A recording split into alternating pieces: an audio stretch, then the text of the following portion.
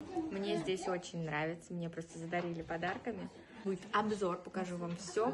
Сейчас здесь такие интересные традиции.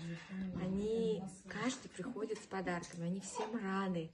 То есть здесь такое гостеприимство. Я теперь поняла, что такое восточное гостеприимство. Еще красивый браслет привезли из Мекки. Красота. Покажу вам. Это на машину вешать, наверное.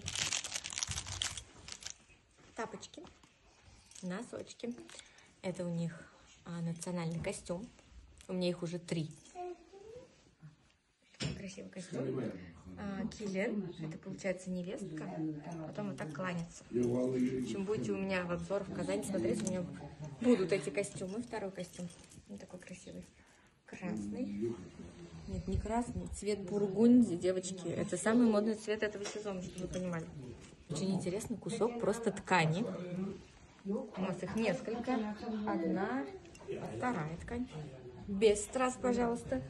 И вот третья ткань. Вот такой чапан. Красиво. Красный. Сочный. Полотенце. Носочки.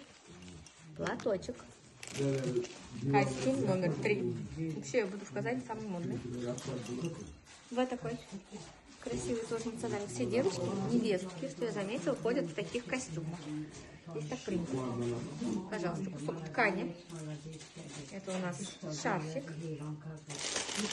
Шарфик. Шарфик. Еще один шарфик. И здесь у нас кружка. Биг-Зур-Рахмет. Спасибо огромное всем нашим родственникам. Мне даже не хочется уезжать, но, к сожалению, наше путешествие заканчивается.